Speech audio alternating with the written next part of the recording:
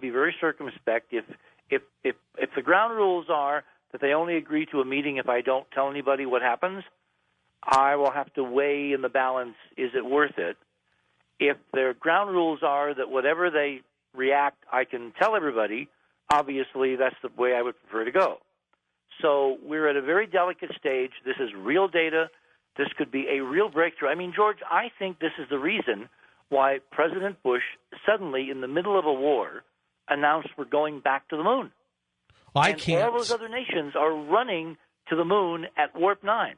India, China, I can't Russia, see you. Japan. I can't see you having a closed door meeting with an astronaut who was on the moon, who may have seen this, and you not come back to us and tell us what he said. Maybe if I read between the lines, you're going to play the game until you have to come back on this show. No. I'm being very forthright. If I agree to something, and we will discuss ground rules ahead of time, and the ground rules are we will only discuss this with you if you do not go public at this time.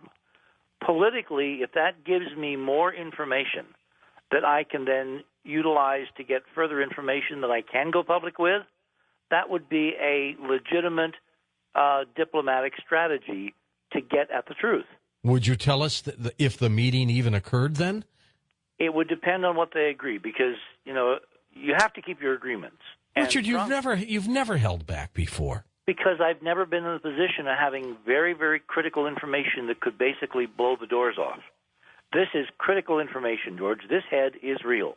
I would bet my 25 years doing this that this head is real. And it's that important that we find out if NASA knows. I mean, to me, the worst tragedy would be not that they've got it and they're keeping it secret and we won't know, if they were able to download it, talk to it, that kind of thing. The worst tragedy would be that I show, these guys this picture, and they say, "Oh my God, we never saw it." Yes. And they absolutely mean it. They're telling the truth. That would be an incredible tragedy because it means we wasted Apollo. I see a vision of this on the cover, the front page of USA Today. It's got that kind of impact. Somebody had sent me an email theorizing that a past civilization, Earthbound, Marsbound, who knows, that this android, whatever it is, may have been part of something that crashed on the moon. What do you think of that? That's a legitimate theory. We can test it. I don't think it's the real theory because, remember, this is found at 19.5 degrees, which is part of the whole NASA, symbolic landing, taking off, flying by at those key times and angles of various stars and various latitudes on various worlds. So I think that we had a good idea that there was something at the Apollo 17 landing site at Taurus-Littrow before we ever went.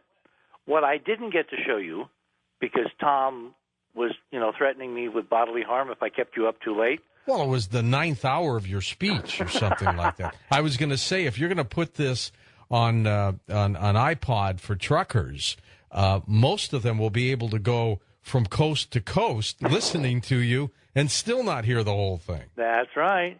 Anyway, I have other data, other Hasselblad photography from this mission showing unmistakably evidence of extensive ruins at the Apollo 17 landing site. And I haven't had a chance to show you that data yet. When you see it, you will be as impressed as you are with this. There is a context. Remember, cases are built not on any one single piece of evidence, but on the gestalt of all the evidence. Anybody who watches CSI knows that, you don't look at one single spectral scan or one fingerprint or one blood smear. It's the totality of all the evidence. Well, we've got a lot more evidence indicating that there are ruins at Taurus-Littrow, that the people running Apollo at NASA back then in 72 knew this. That's why they targeted this site, the public discussion and disclaimers notwithstanding. And so when I found this little guy, he's not that little, he's the size of you and me in terms of the head size. Yeah. It was like the confirmation of all the modeling and all the data we've analyzed over the years. And I was absolutely beside myself with, okay, what's the best way to bring this out in a way that impels further inside people to tell us the truth. And that's where I come back to these discussions. If someone agrees to have a one-on-one discussion to honestly discuss this, and part of the ground rules are that I can't talk about it yet, I will have to seriously weigh, will that move the entire investigation forward?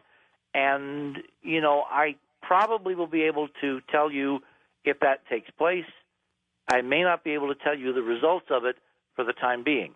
I will try very hard not to be in that position where I can't talk about what we find. I understand. And whenever that day comes, I'm telling you, it's monumental. Of everything you've looked at, including Cydonia, how would you rate this photograph? On a scale of 1 to 10? Yes. And let's 12. let's give Cydonia a 9. What would you give this, a 12? A 12. Yeah. Because it comes in the context of so much other evidence which is unmistakable if you simply are objective. What I find interesting is that there are a lot of people who are looking at this who are kicking and screaming that it can't be real because I don't think emotionally they can handle what it means. That, to me, has been the major problem ever since I've been in this for the last 20-some years. I've encountered a lot of people, a la Brookings. Remember the Brookings report that said yes, you we can't handle the handle truth? it. That's right. There's a lot of people, George, between you, me, and Art, as we've discussed this over the years, they're not there yet. They can't handle this reality. They have been programmed that it will be so negative that we have a lot of educating to do to show them that, in fact, it's an incredible positive. Well, you know that if an extraterrestrial robot or android was on the moon, then it was just a short 239,000-mile jaunt to good old planet Earth. You know they came the rest of the way. Of course. And see, I have a lot of other data that I'm going to be putting together in this new book to follow on monuments, called The Heritage of Mars, Remembering Forever. And I've been waiting for the appropriate time because, as Orson Welles used to say when he was doing those Gallo wine commercials, make no wine before it's time. Right. There is a timing to this psychology. I think that people are more and more ready, not just because we've had a lot of cultural assist from, friends like Gene Roddenberry and Lucas and, Arthur Clarke and Stanley Kubrick and all those incredible films. I think the physics itself, what I talked a lot about at Joshua Tree, this HD physics, which is moving us up toward 2012, that physics is impacting consciousness, a subject near and dear to your heart, and it's like people are getting more and more attuned to accept the unbelievable far more than they would have been 10, 20, or 30 or 40 years ago. And the more I watched you and the more I listened, the more I'm beginning to understand your theory of hyperdimensional physics. Because I got to admit, when you first started talking about it, it was way over my head. I mean, I felt like I had to go back to physics and study up.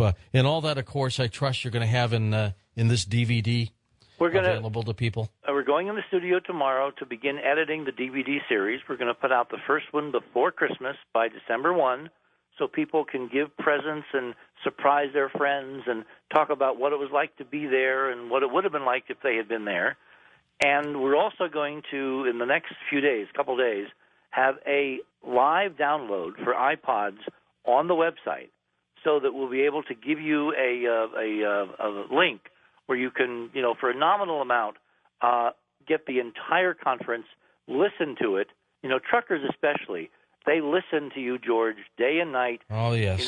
They record you, and it's very boring driving a truck. I have dear friends who drive trucks for a living, and it's incredibly boring. And if they want to, call in so they can get the let me get this number out, Richard. Let me give it out. First of all, enterprisemission.com, and then this toll-free number, 800-900-7030. That's 1-800-900-7030. Richard, love you. Got to take this break. We'll be back.